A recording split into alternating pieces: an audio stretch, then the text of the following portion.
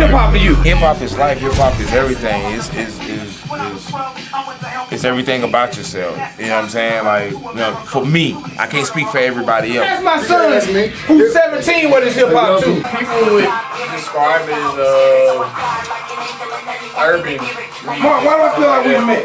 It's not even about. I feel like really a subculture, man. It's a culture that's combined many cultures. It's American. It's American born. It's fairly new. Fairly new? Yeah, fairly. Ridin Durty Radio.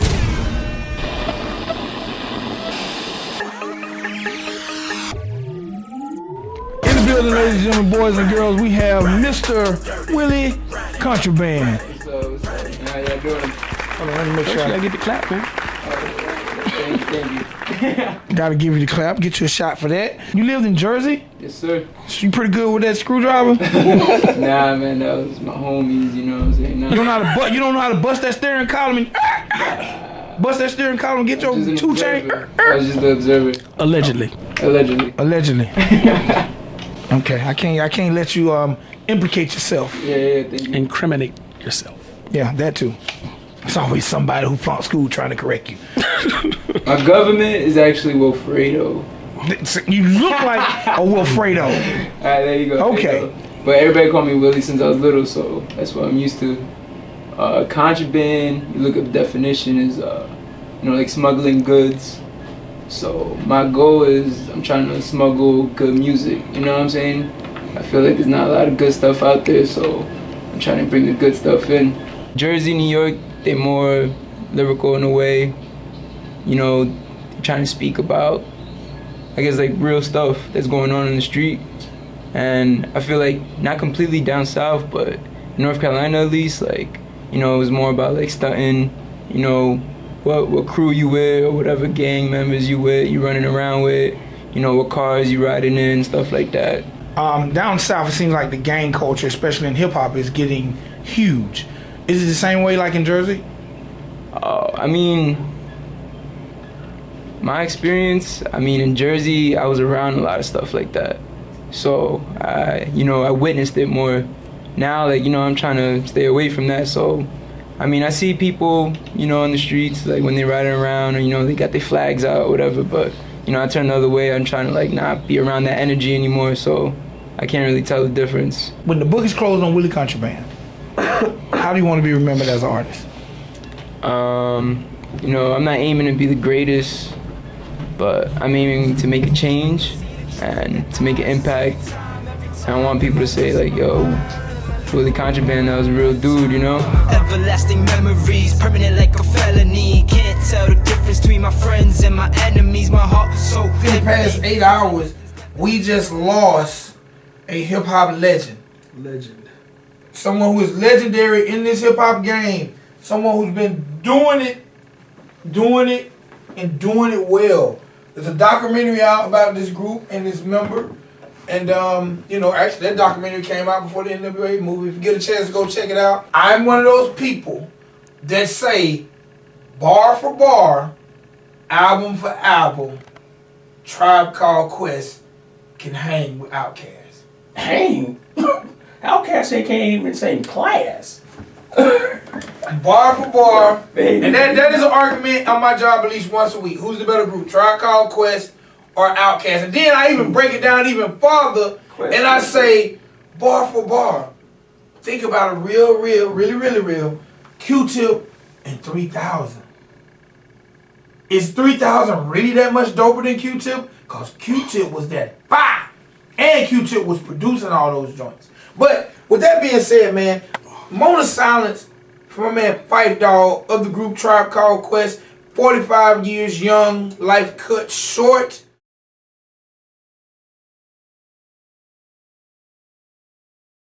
Me personally, hip hop means everything to me. You know what I'm saying? It's the way you talk, the way you walk, the swagger. It's about how like people carry themselves and how they would dress. It's just a way of life, really. It's basically where this particular subculture, this particular group of American people, at first created this a way to identify and express themselves in a way where they combine different elements from the other things they've seen.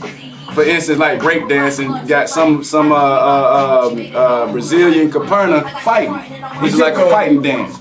You know what I'm saying? Involved in it. Even with the graffiti and just everything, all the elements of hip hop. That's basically what I'm saying. Though. To me, it's just sampling everything to create something new. Ridin Durty Radio. So Dwayne McCoy is from Chicago. Chiraq. Originally. Chiraq. If you want to call it Chiraq, go Chiraq. If I lived in Chicago, I probably wouldn't like that term. Do you embrace it or? I don't embrace it. I do feel that there's a lot of violence going on in Chicago, but the term Chiraq, it just kind of brings that, that negative feeling that I feel the city needs to kind of get away from. Okay. We talked off air about the movie Chiraq, which you haven't seen. I have not. Which I totally respect that. A lot of people haven't. It didn't, matter of fact, I think it was at the movies one week and at the dollar movies the next. And the bootleg dude had it the next week. Chiraq, I think, was too artsy. I think it needed to be a little bit more real. I think the way they tried to portray it is from where they looked at it. And I think that's why a lot of black people in Chicago were so upset about it, because they feel like they should have been something a little bit more serious to really show what was really going on. That goes along my other problem. That goes along my other problem. That's what I hate about our people. Yeah. All these people who are upset about Chiraq, they make these cameras, they sell them at Walmart. You got at least 15 companies in New York alone who do webisodes about their city. I've not seen one about Chicago. So all the people that like Chance the Rapper and all those people who are dogging it, what are you doing about it other than criticizing? I feel like that's part of the problem with our race. We always on the front line to goddamn go against our own, but we ain't done that. Now, do I think that whole everything rhyme, that jump was kind of whack? But if I could get past that, I like the movie, I like the concept. Some of that stuff, Spike Lee always throws some stuff in his movies I don't understand. Do you think the movie was an overall success, or you think it's kind of like if you were him, would you think it failed? I think it was a success because he ain't paid for it. If I'm him, it's a success because I ain't paid for it. You know how the movie was paid for, right?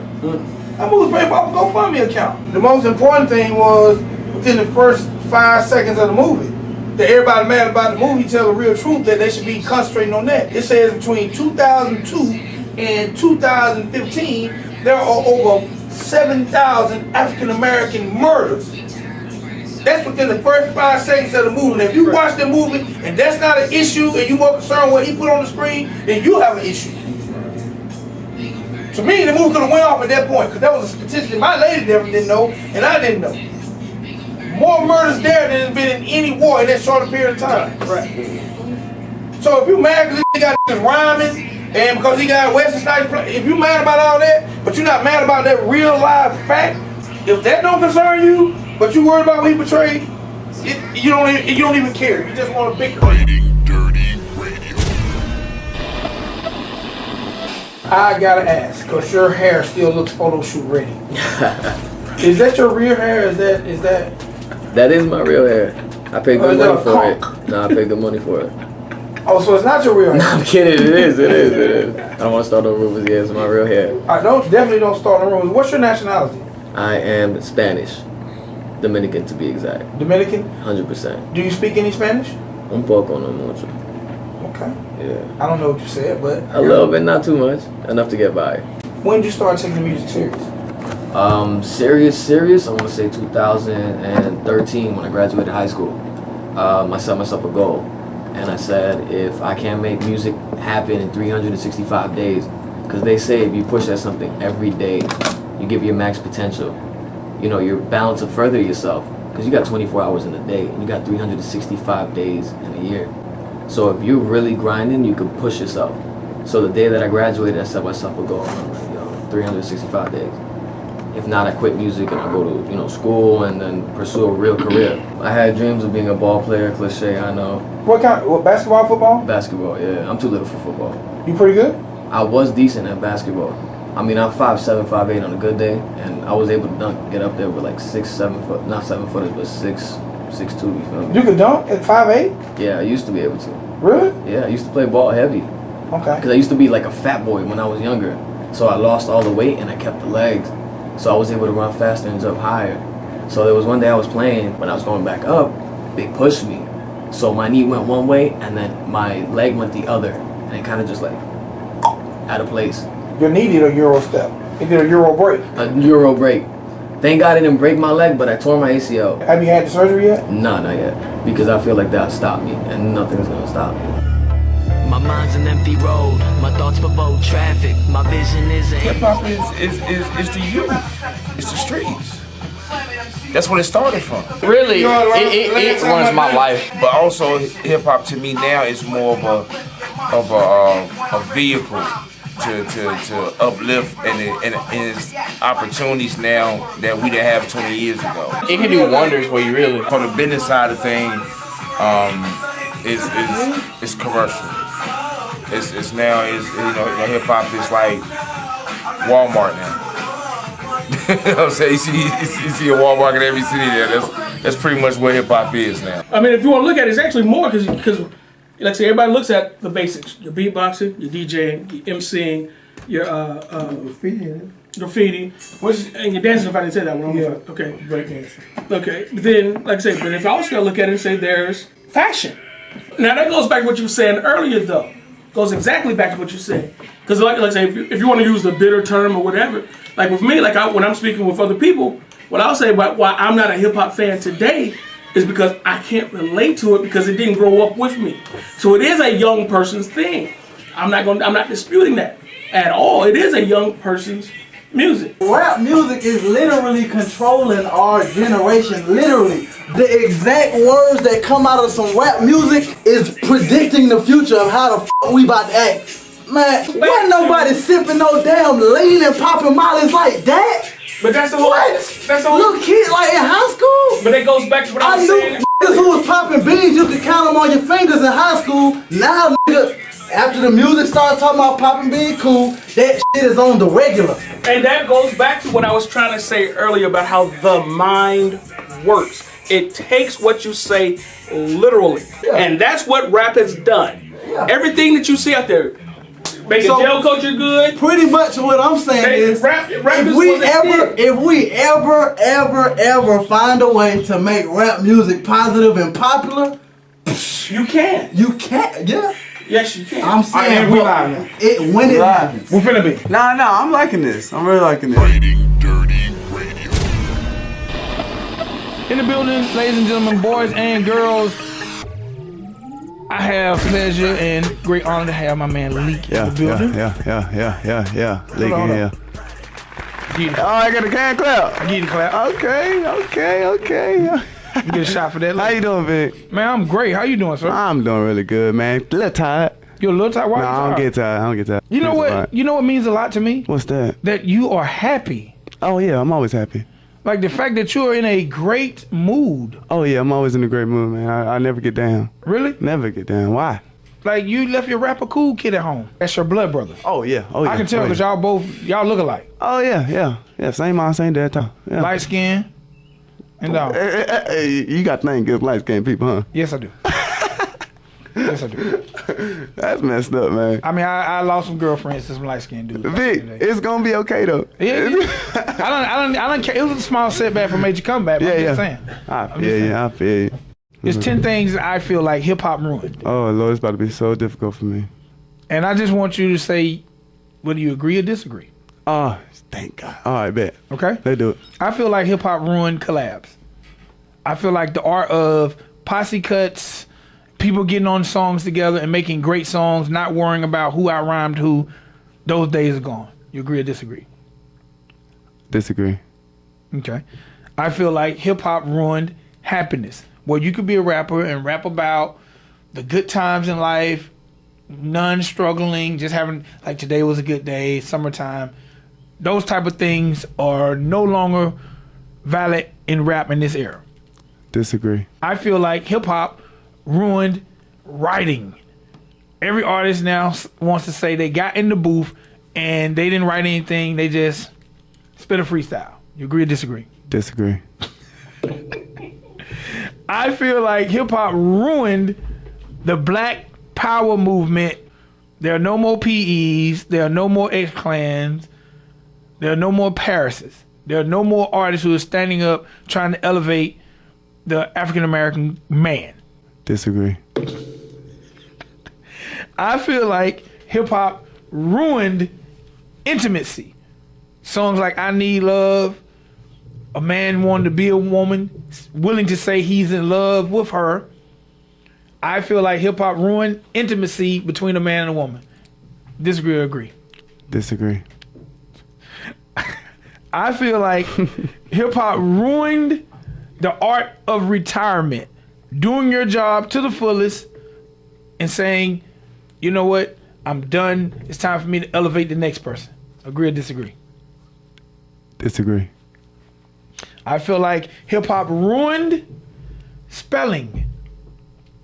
I feel like there are too many people that think fabulous is spelled Fabolous. That's not rap's fault. I disagree. I feel like, and I took one out to add this one in, hip hop ruined the art of and rapper actually being able to dance a la Hammer, Big Daddy Kane. Agree or disagree? Heavy D. Disagree. I feel like hip hop ruined the art of storytelling, where a rapper can show his skill for 316 bars and paint a vivid picture and make you feel like you're in the movies. 116 ain't enough. I disagree. So you disagree with everything I feel like hip hop ruined? Yeah. Why? Why does it's Lee not disagree? hip hop's fault. Whose fault is it? Whoever chooses to keep this stuff in rotation. That's not hip hop's fault. So the consumer. Why not? Why not? Why not? It's on the consumer. It's definitely on the consumer. That's what you want to hear? Okay. That's it. So you don't think it's the people who make the music? No, it's not their fault. They can make the music all they want to. I want to ask a question. Get played. I want to ask a question. I want to ask Leek a question. Yeah. Okay. So, right now, when you go to the club, you hear all these songs that are popular, and they sound a certain way. They have a rapper melodically singing with a little smidgen of auto-tune, performing as if he's drug-induced, talking about being monogamous. But in your mind, you have this concept, these 3 dope 16s, about how wonderful your mother is, your grandmother is, and your future wife is. But you want to get played in the club. What do you do? Well, there's nothing you can do. There's nothing you can do. What type of song do you make as an artist? It's about what you hear on the radio, what you play. I've heard what you have played already so far, and I really adore what you're playing. You know, like the music you're playing is not the things that I didn't expect. You know, that is solely up to what is getting played today. Like it's like it implants in your head. You keep playing something, man, you gonna like it. They gonna force you to like it. So do you feel like a storytelling song can get played in the club today? Well, I mean, if he didn't think I was gonna come back and ask these questions. No. I don't. Why? I don't. That's the consumer. The consumer are in the club dancing and it is our faults. It's not nobody else's faults but ours. The creator. What you got? Cap had yeah. Man, the consumer, anybody who knows business knows the consumer rules. It has no brain. No, the consumer has no brain. Whatever you force feed the consumer, they're going to eat. And you can play a storytelling song. If you force feed it, it will get played in the club. It don't matter what kind of song it is. I swear that was what I was trying to say. If you get force fed it, if they force feed it to you, you gonna like it. No, I agree with you. Because guess what? Less than 10 years ago, everybody in the club was mollied up dancing to Jesus Walks. Exactly. They was? Yes. No, I was too young for that. I didn't know nothing about no Molly. I mean, you can just look at the fact that how many songs do you say, I hate that song, but you know the words to them. That's commercialism. Exactly. Okay, but what about non-commercialism? What about before? So do you all think, is it fair to say that you feel like the average artist creates music for commercialism? No, the average artist creates music for what's going to sound relevant to what they think is popping. That's commercialism. Well then, hey, you can have it. It's a slight loophole in that the person really thinks that they're making something for what's already on, but what's already on has already been force fed. That's why it's on. True. Right. So it's commercialism. Exactly. Yeah. So basically, whatever the consumer consumes really leads the trend. Exactly. Supply and demand. Until every now and then you have somebody who come along and challenge the trend, and if they go pop, it changes the trend. If they get force fed enough, then that we can change that trend. If it doesn't get force fed, no matter how nice it is, how fire it is, if it don't get played enough, more than that other stuff, that's what a hit is numbers. A hit ain't an opinion. No, I disagree with that. You disagree? I disagree with that. To me, a hit record has nothing to do with listenership. There are a lot of hit records that haven't been heard. Now, we deem it once it's played in repetition and it becomes out of the stratosphere, that's a hit, but it was a hit record before people start hearing it. Was it? In my opinion. Yeah. In my opinion. There are records that we know a record that was forced on us and became a commercial hit, and we know records that, prime example, I was a part of a hit record. And the record wasn't forced on people, and when the record became a hit record, we had got dropped from the label, and a DJ decided to play it for another reason. We knew it was a hit when we made it. Right. But the consumer didn't get it till 2 years later after we no longer had a record deal. Right. And that was Wobble. We knew Wobble was a hit record. It's you talking about VIC? Yeah. For real? Yeah. Oh, Lord. Mr. Collie Park, huh? Yeah. Oh, Lord. I tend to think of it more like a hit. Like I say, a hit is numbers to me. It's like, all right, you got this guy who's really good at basketball. We all know he's fire at basketball, but until you get to the NBA and you get that number and you get that behind you, it's like, who cares? Like, yeah, you everybody at this park gonna say. Well, it depends. It to me, that depends on how you accept your role in the universe. Yeah, I agree.